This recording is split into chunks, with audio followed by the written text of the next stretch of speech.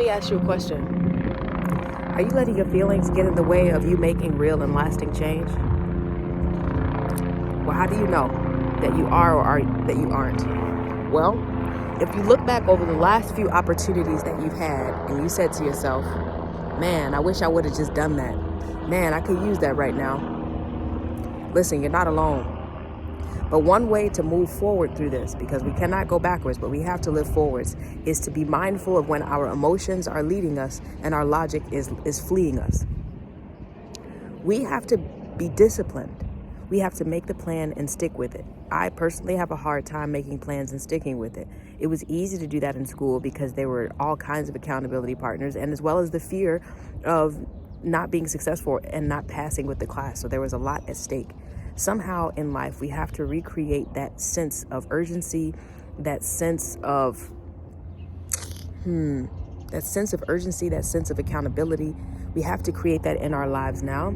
That is easier said than done. Once again, school conditions us a certain way. Some people thrive in academic settings, institutions, academies, universities, colleges, and some people don't. I happen to be one of those people who excelled exceptionally well in college and school.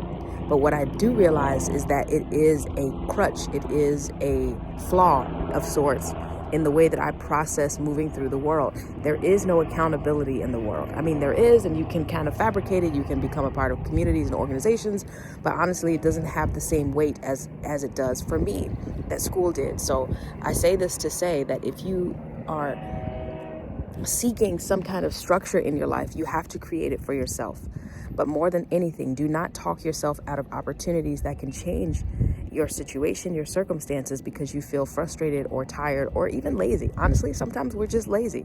So go after those opportunities. They do not come about often. And sometimes the opportunities that we complain most about are the opportunities that God wants to most bless us with. So I hope that this helps somebody. Make sure you stay tapped in. Thank you so much for 1,000 subscribers. You all are absolutely incredible. I love you. Thank you for joining my lives. Thank you for sharing these videos. I see you. I love you. I celebrate you. And I encourage you on your journey. Stay tuned also as we will be breaking down what steps you need to grow your own YouTube channel. How do you be successful? How do you be consistent? How do you build a loyal following? And how do you build community? Because that is what we're here for. And in 2025, it is easier than ever. It's not easy, but it is easier than ever with so many tools and resources and resources.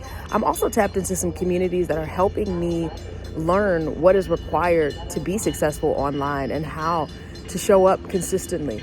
I hope that this helps you. I love you. My train has literally arrived. I will be in touch with you all soon. Thank you so much. Bye now.